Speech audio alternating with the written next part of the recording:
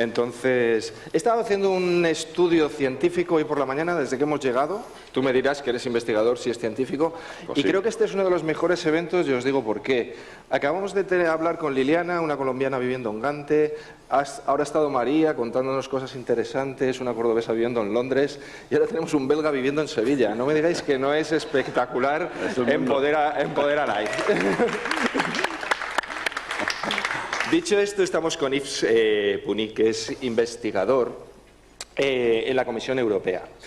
Una de las cosas importantes en todo esto, y muchas veces nos pasa, y sobre todo en España, es que todo lo que viene de las administraciones, sean locales, nacionales o supranacionales, normalmente no llega a los ciudadanos. Os puedo decir que lo que están haciendo Yves y su equipo llega y además tiene un valor añadido porque crea soluciones para la sociedad y se puede aplicar de una forma real todo lo que están investigando. Lo vamos a ir viendo por partes y os vais a dar cuenta, los que no los conozcáis, todo lo que vamos a ver hoy, que tiene una utilidad práctica, directa, sobre los ciudadanos y sobre la educación, que es un tema del que estamos hablando. Yo siempre hago el titular, Yves es investigador, está en la Comisión Europea y hacen cosas que merecen la pena. Pero, ¿quién es Yves Puny? ¿Qué destacarías tú sobre Pues muchas gracias, Óscar. Un placer de estar aquí con vosotros.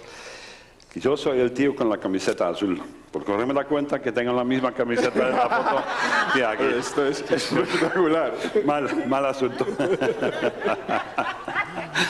En segundo lugar, nos han puesto al listón muy alto, ¿no? Sí. Todas las mujeres delante de nosotros y ahora estamos aquí dos tíos intentando a mantener el nivel. Pero bueno, en tercer lugar, tenía un problema con Óscar porque hablando ayer, Óscar dice, ok, ¿en qué idioma quieres hablar?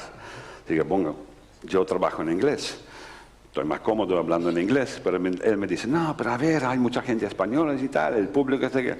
Digo, vale, ok, lo voy a intentar. Pero cualquier tontería que diga yo es culpa tuya. Es culpa mía. ¿Vale? Es culpa del Espíritu Santo, no os preocupéis. Pues bien, empezando. Pues sí, trabajo para la JRC, the Joint Research Center. Es un centro de investigación de la Comisión Europea.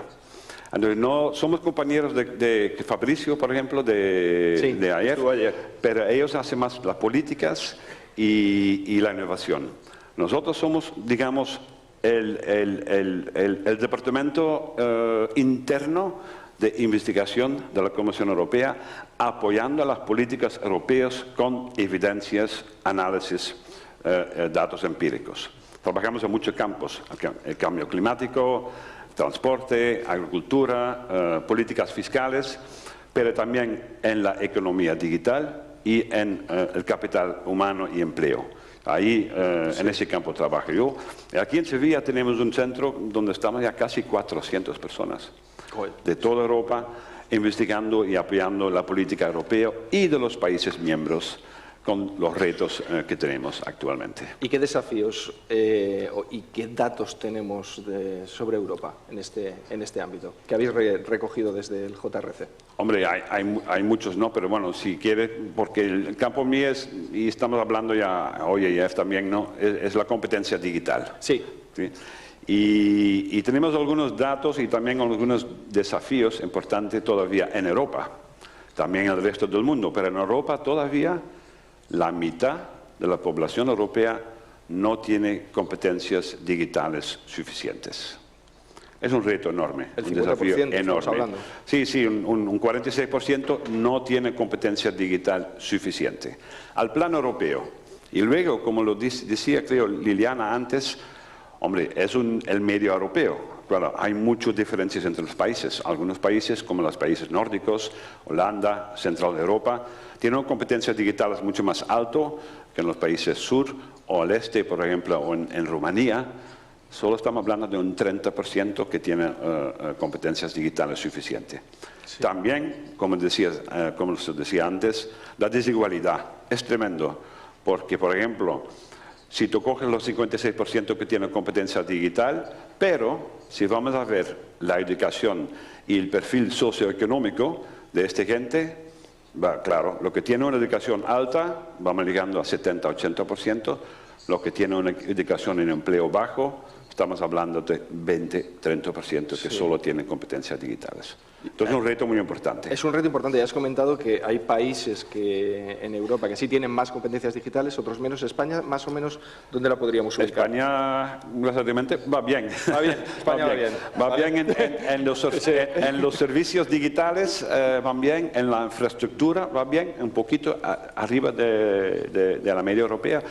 En las competencias, un poquito bajo la media, pero bueno, no mucho. Vamos bien. Y nosotros trabajamos mucho con España. Sí. Vamos a empezar un poquito, digamos, por el meollo, el nodo de la cuestión, que es una competencia. Efectivamente. Porque vamos a hablar de competencias constantemente ahora. Sí. ¿Qué es una Nosotros hablamos de competencias. No hablamos solo de habilidades, de skills. ¿Y por qué? Porque es muy importante, porque competencia es la combinación de conocimiento, habilidades y actitudes. Ajá. Y ese conjunto tiene que ir juntos, porque bueno, tú puedes poder mandar un correo electrónico o saber manejar una hoja Excel, vale, importante, es un skill. Pero hay que tener también el conocimiento que lo estás haciendo y sobre todo las actitudes, por qué estoy haciendo yo con ese y qué hago yo con esa competencia. Esta comunicación es muy importante. Vale, perfecto. Pues vamos a entrar en harina. Si nos pones la primera slide, Ángel, te lo agradecemos. Vamos a hablar de las competencias digitales, las que tienen que ver con ciudadanos. ¿Qué es esto? Sí. ¿Qué competencias digitales tenemos que tener nosotros? Sí. Como lo has visto ayer también, ¿no? Mi compañero Fabricio, lo de Comisión Europea no pueden funcionar sin PowerPoints, ¿no? Esa es como nuestra condición humana. Ojo, se lo hemos reducido a 4 slides. Solo 4, yo creo que está bien. Pero justamente efectivamente, porque a ver, nosotros estamos ya trabajando sobre eso desde 2010 y la pregunta clave era, pues vale, si la gente tiene que tener competencia digital, ¿cuáles son? ¿No? Y hemos hecho una investigación, consultación muchos expertos y tal, y sacamos con el marco de competencia digital europeo, que tiene 5 áreas y 21 competencias, definiendo y describiendo qué tipo de competencias que necesitamos. Tenemos 5 áreas: Information and Data Literacy, y estamos hablando ya mucho de fake news, desinformation, todo esto, está correcto. claro. Saber comunicar también utilizando las tecnologías. Y sobre todo una cosa ahí es, por ejemplo, el netiquette. Saber las normas y valores cuando tú vas interactuando usando la tecnología, cómo actuar, por ejemplo, también en un ámbito multicultural. También está la ciudadanía entre las competencias y entonces aquí lo puedes ver. El segundo área, bueno, colaboración. El tercer área es creación de contenido y hay, por ejemplo, Digital Citizenship está ahí y también la programación. Pero esto está más enfocado a la educación, digamos, y luego vas a tener el compañero que va a hablar mucho de la programación. Luego hablaremos ahí con Francisco de programación. Bueno, para ir rápido, el cuarto área es privacidad y seguridad.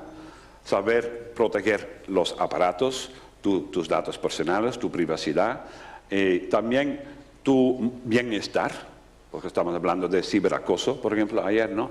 Y también estamos hablando del cambio climático, también el impacto ambiental, el impacto de sostenibilidad. Y como último, problem solving. Perfecto, todo esto está perfecto, ¿vale? Bueno. No, es un gran estudio, lo puedo decir yo porque yo lo estoy aplicando en algunos lugares ya. Pero ya sabemos qué competencias necesitamos, pero para que esto de verdad haga lo que yo he dicho al principio, que tenga un resultado en la sociedad real, ¿qué hacemos con esto? Sí, efectivamente, ¿cómo lo aplicamos? Es un marco conceptual que ayuda ahora a ponerlo en práctica. Por ejemplo, en muchos países europeos lo están cogiendo el marco para reformar los currículums en las escuelas, para ver aquí qué tipo de competencias tenemos que enseñar. Pues ahí tienes el marco de referencia para hacer esto. También está usado en el ámbito de empleo, de dar formación, porque sabemos también, y aquí lo mismo, mucha gente que está en desempleo tiene competencias digitales muy bajos. Sí. Perfecto, esos son algunos campos en los que se puede aplicar ese tipo de competencias. Hay una actualización reciente de estas competencias.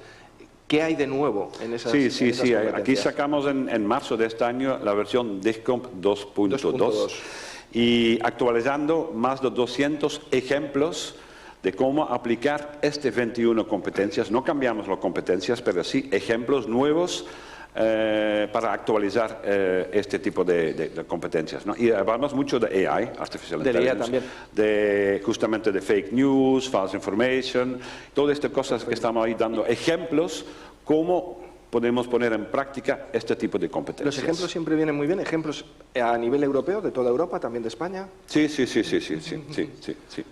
Vale, perfecto.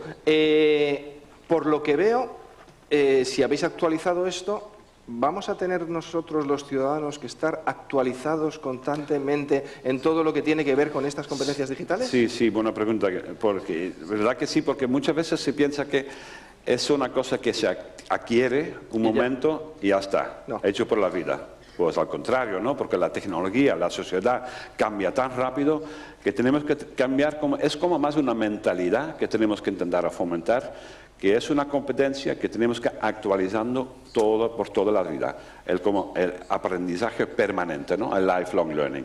Esto es fundamental. Esto no es como un carnet de conducir, tú lo sacas una vez y está bien para 30 años. Aquí al contrario. Vale, y una cosa que hablaba yo además con Yolanda cuando estuvimos viendo todo esto que tenía que ver con las competencias y que creo que ya se va a poder solucionar, es la cuestión de la certificación. Yo tengo un amigo en Bruselas, Carlos, que si adquiere sus competencias digitales allí y yo las adquiero aquí, Sí, porque claro, mucha gente dice, vale, ok, hay que dar formación, se puede hacer autorreflexiones sobre estas competencias, pero luego la certificación es clave, ¿no? La certificación es clave porque la gente puede demostrar que tienen estas competencias, es importante en el ámbito de empleo, por ejemplo. Y hay muchas iniciativas sobre certificación, pero hemos visto también de los actores que estamos trabajando que hay una necesidad de tener algo al plan europeo que es reconocido al plan europeo. Y vamos a lanzar un estudio de viabilidad, sobre el European Digital Skills Certificate, un certificado europeo de competencia digital, que es lo mismo como los idiomas. Tú puedes decir, yo tengo un A1 o un B2 en Information, un C1 en Problem Solving, y está reconocido en toda Europa. Todo el mundo sabe lo que está diciendo. Claro, vamos a hacer este estudio porque fácil no es, porque tenemos que tener unos criterios de calidad reconocidos por todos los actores. Tenemos esta seguridad que este es el nivel que estamos hablando. Pero sí, yo creo que sí, este proyecto puede ser muy importante en el futuro. Perfecto. Vamos hasta bien de tiempo, Jorge. Sí. Hemos visto las competencias digitales en los ciudadanos, pero Ángel, pasamos a la siguiente. Sí.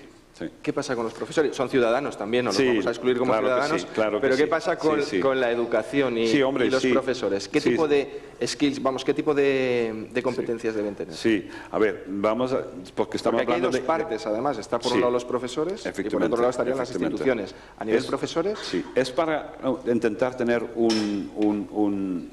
una vista sistemática del cambio de la transformación digital, ¿no?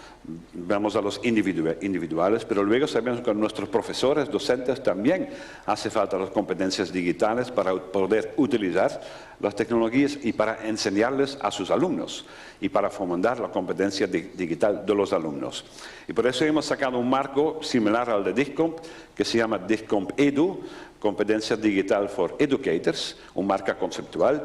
Y ahora también desde hace un año tenemos una herramienta de autorreflexión que se llama Selfie for Teachers.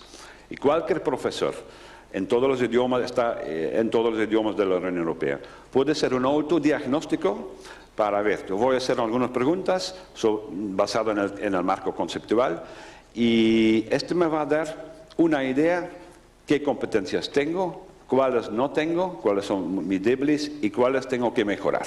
No, este autodiagnóstico te da un informe, te da, esto lo haces bien, esto se puede mejorar, te dan unos consejos cómo se puede mejorar y luego ir a la formación. Eso es Selfie for Teachers.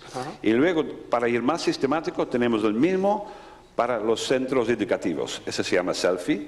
Es una herramienta de nuevo de autorreflexión para un centro educativo hecho por todos los actores incluidos. Entonces, alumnos, profesores y directores de los centros educativos hacen esa autoevaluación, le dan también de nuevo un informe y resultando del informe el centro puede hacer un Digital Action Plan, un plan de actuación para mejorar el uso de las tecnologías. Y una cosa muy importante, porque muchas veces piensan que sí, es de tecnología. No. es de innovación pedagógica. La tecnología sigue siendo una herramienta. Aquí hay que cambiar el paradigma de enseñar y de aprender, utilizando las nuevas tecnologías. Y eso que queremos fomentar. Voy a preguntar yo sobre esa innovación tecnológica. ¿Estas herramientas sirven para que los profesores puedan innovar dentro de las aulas? Hombre, es la idea, es lo que queremos fomentar, efectivamente. Sí, sí, sí. Y la otra pregunta es, ¿hay dificultades? Yo también soy profesor, como sabes. ¿Hay dificultades por parte de los docentes a la hora de lanzarse a innovar con estas nuevas herramientas? Hombre, sí, eso hay que ver en la práctica. Nosotros estamos ahora haciendo algunos estudios de casos para ver cómo los profesores lo están utilizando en su práctica. Y mucho el feedback que recibimos hasta ahora es que ellos dicen que sí, que la herramienta es muy, muy útil porque ayuda a ellos a reflexionar sobre sus prácticas y luego ponerlo en práctica. Vale. Sí. ¿Tenemos un buen nivel en este Hombre, eso eso hay que tener cuidado, ¿no? Porque es un poquito también, no queremos hacer un benchmarking entre los países europeos y tal, porque eso es complicado. Pero en España tenemos, o en Andalucía, por ejemplo, está incorporado en la plataforma Cínica, que utilizan todos los docentes en Andalucía, y ahí hacen ellos el test de competencia digital, y esto viene del DISCOMP Edu. Porque en España hay un 30%, bueno, en Andalucía un 30% está A1, nivel A2, un 30% nivel B1, muy pocos el nivel alto y un 10% que están en el nivel bajito A1. No está mal, pero hay que mejorar. Efectivamente, vale. Sí. Perfecto, hemos visto las competencias digitales como ciudadanos, como profesores, las competencias digitales en estas instituciones, y hay otras competencias que no son digitales, Ángel, por favor, pero que también habéis estado trabajando sobre ellas, y hemos estado hablando también de cambio climático.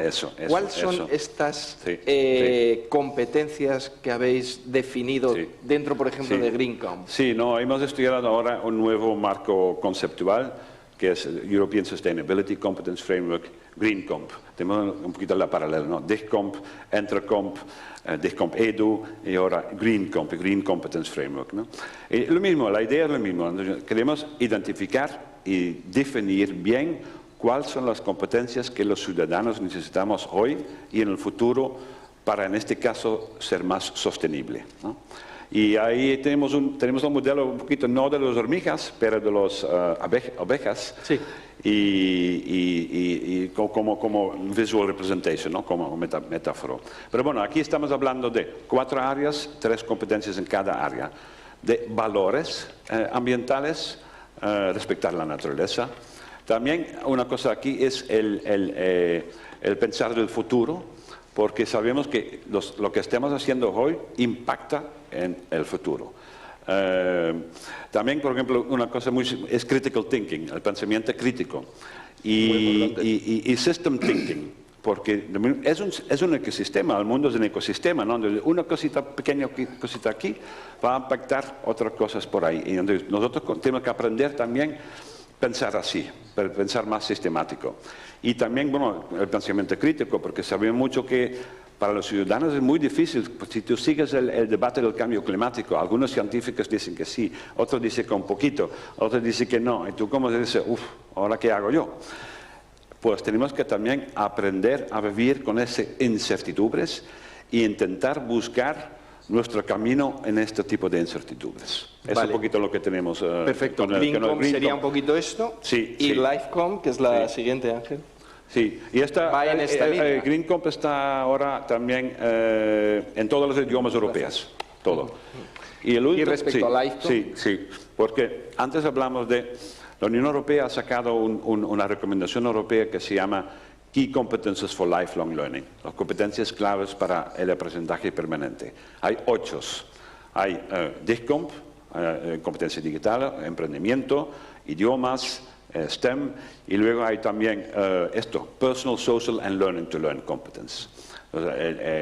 Competencias personales, sociales y aprender. Y de nuevo, tenemos definido ahí algunas competencias y para poder ponerlo en evidencia, ¿no? ¿Qué tipo de competencias hace falta en este ámbito? Y yo creo que, por ejemplo, sobre todo el aprender, porque muchas veces decimos, ¿qué tenemos que enseñar a nuestros alumnos? Toda la información está en Google, lo encontramos todo y tal. pues aprender. Fundamental, creo yo. Vale, perfecto. Tengo ya mis competencias, yo soy profesor también, tengo mis competencias digitales como ciudadano, tengo mis competencias como profesor, Sí. soy buen chaval porque tengo mis competencias también para ayudar al planeta, etcétera, etcétera. Sí. Pero a lo mejor no todo depende de mí, Correcto. sino que a lo mejor también hemos estado hablando, Liliana lo ha comentado, Sí. el sesgo de la inteligencia artificial, Sí. lo hemos comentado, sesgo de género, sesgo de que te radicaliza en algunos ámbitos y te separa de otro tipo de informaciones, fake news, desinformación. Sí, Todo sí. esto tiene que ver con los algoritmos. ¿A futuro Sí. estáis trabajando desde la Comisión Europea en esto para de alguna manera poderlo regular? Sí, efectivamente. A ver, pero contestando a la pregunta y lo que estaba en el debate anterior también. A ver, de un lado que yo estoy aquí haciendo el caso para las competencias que tenemos que adquirir todo el mundo. Fundamental y importante. Pero claro, no es solo de los ciudadanos, ¿no? También tenemos que, por ejemplo, como dijeron ayer, hay un proyecto de autorregulación de las grandes plataformas, que me parece bien, vale, pero sabemos también que eso no es suficiente. Tenemos que también regular y Correcto. justamente combatir contra los sesgos que tenemos en el AI, que son fundamentales y tal. Y ahora la Unión Europea va a aprobar en diciembre, se llama el Digital Services Act, y ahí, desde el año que viene, vamos a poder regular las plataformas que van a operar en Europa. Estamos hablando de las grandes plataformas, los 5 o 7 grandes. Facebook, y Google, todo lo grandes. el concepto clave es algorithmic transparency. Perfecto. Y los algoritmos tienen que respetar o ir contra la discriminación y respetar los derechos humanos. De un lado, las plataformas en el futuro tendrán que demostrar que ellos hacen sus esfuerzos para evitar discriminación. Pero también sabemos que son limitados, ¿no? Y hay muchos ejemplos que ellos no pueden controlar todo. Pues nosotros podemos hacer investigaciones y luego dar a las plataformas como, oye, señores, esto no funciona así. Tienes que adresar este y este problemas que tenemos, porque si no, te podemos tener un problema para tú seguir funcionando en el mercado europeo. Yo creo que ese va a ser, espero, va a ser un reto enorme, es verdad también, pero creo que va a ser muy importante y muy determinante Me para parece el perfecto. futuro. Regulación el año que viene, Eso. un gran reto para las grandes. ¿No se van a enfadar un poco? Hombre, como lo decía la Liana ayer, ¿no? Decía, ¿no? Por un lado para ellos también un poquito como corporate responsibility, ¿no? De que, no, nosotros estamos haciendo cosas y tal, lo vamos a hacer, así que vale, pero bueno, yo creo que sí se van a afectar un poquito. Sí. ¿no? Pero bueno, es lo que hay, nosotros tenemos un interés público, no tenemos un interés comercial, y todo el mundo sabe, y los políticos también saben muy bien, la dependencia que tenemos ahora, el poder enorme de las grandes plataformas, y lo tenemos que regular. Es el interés público. Perfecto. Vamos a dar un poquito de espacio a las preguntas que pudiera haber. Si tenéis alguna pregunta para Yves.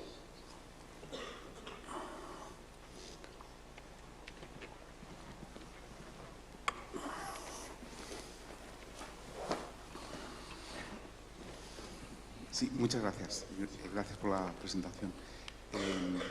Yo quería saber por qué en las competencias digitales muchas veces como veo que se mezclan competencias para el trabajador o competencias para el trabajo, sobre todo para los trabajadores del conocimiento, y otras que son más competencias para una buena ciudadanía.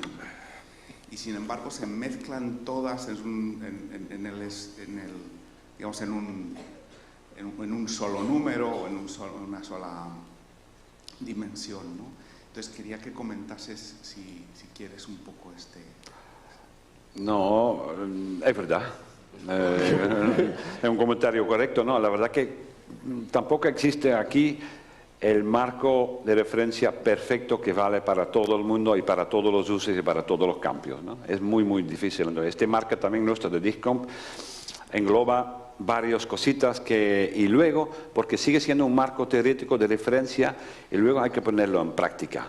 y se puede poner en práctica enfocando en ciertas competencias en el ámbito de empleo, enfocando en otras competencias en el ámbito de la educación, enfocando en otras competencias en el ámbito de ciudadanía, y así se hace en la práctica. Hay que ponerla en práctica, hay que contextuarles también, porque sigue siendo como una referencia, digamos, genérica.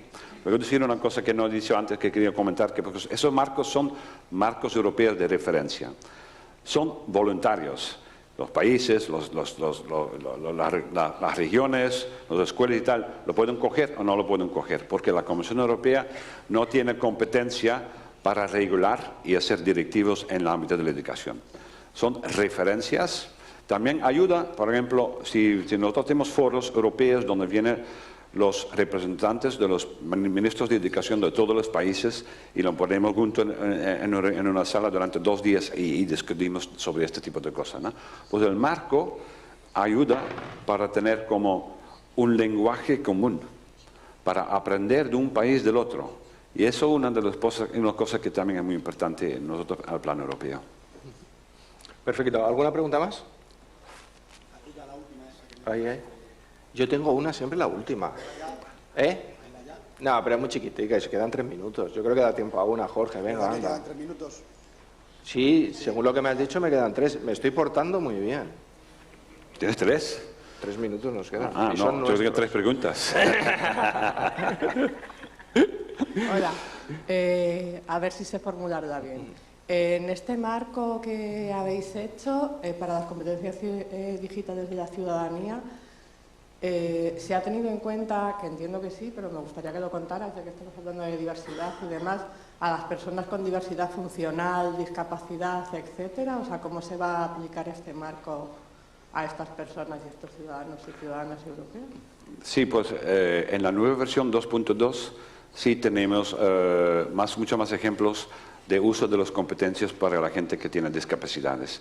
También el marco, ahora la versión 2.2 que se puede consultar online, respete las normativas de accesibilidad para gente que tiene problemas de ver. Sí, estamos, esa es la última versión, sí hemos tenido en cuenta esto. Sí. Hay otra ahí si quieres. La mía es súper breve. Además subes escaleras que viene muy bien. Lo dicen en muchas cuentas de Instagram de fitness. Buenos días. Tengo seria duda sobre el proceso de regularización de grandes plataformas, porque son de un continente mayoritariamente norteamericanos y otros emergentes asiáticos. Unión Europea carece de sus propias plataformas, pero va a regularizar a americanas y asiáticas. Pero ahora vemos el declive geopolítico del continente europeo. ¿Daría tiempo o no para regularizarlo y vamos a tener peso o no? En fin, yo veo que aquí falla previsión y probablemente conexión con el emprendimiento tecnológico. Gracias. Pues sí, estoy de acuerdo. A ver. Pero es lo que tenemos. Como yo he aprendido en Andalucía, es lo que hay. Es lo que hay. Es que estaba hablando con un sevillano. Efectivamente. Pero bueno, también hay que hacer algo, ¿vale? Entonces, bueno, ya estamos en esa situación, ¿no? Correcto, que yo creo que también ahora con toda la guerra y todo lo que estamos viviendo, la Unión Europea también ha puesto, como no sé si habéis escuchado el State of the Union speech de Ursula, el presidente de la Unión Europea, la dependencia tecnológica de Europa de las otras regiones, ¿no? Aunque se sabía ya, pero bueno, ahora está puesta en evidencia.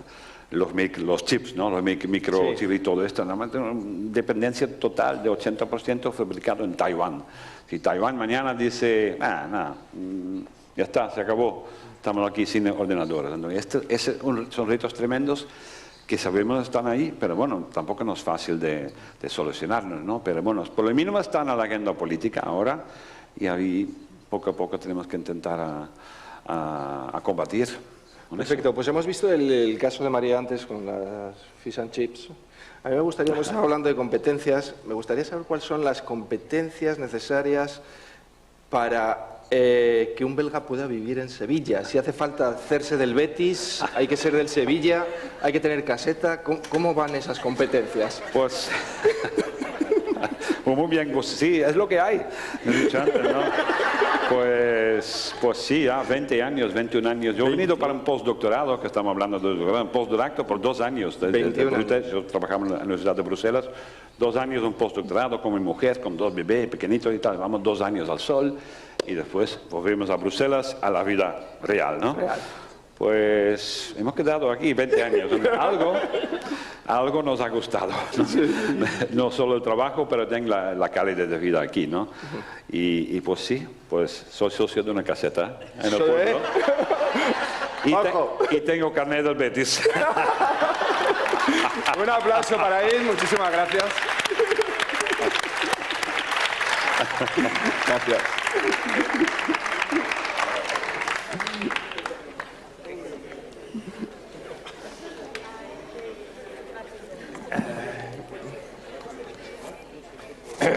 A ver si me da la gargantica. Qué guay.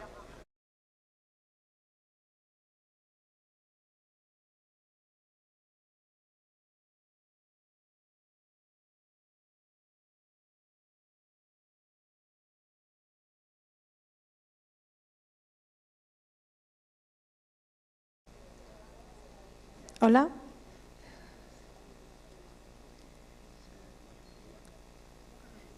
Vuelo de abejas. Metáfora del futuro. Aquella brújula señala el este, después el sur, donde habitan seres desconectados. 46 queremos ser norte y alcanzar 100. Yves desafía para ganar el reto igualitario.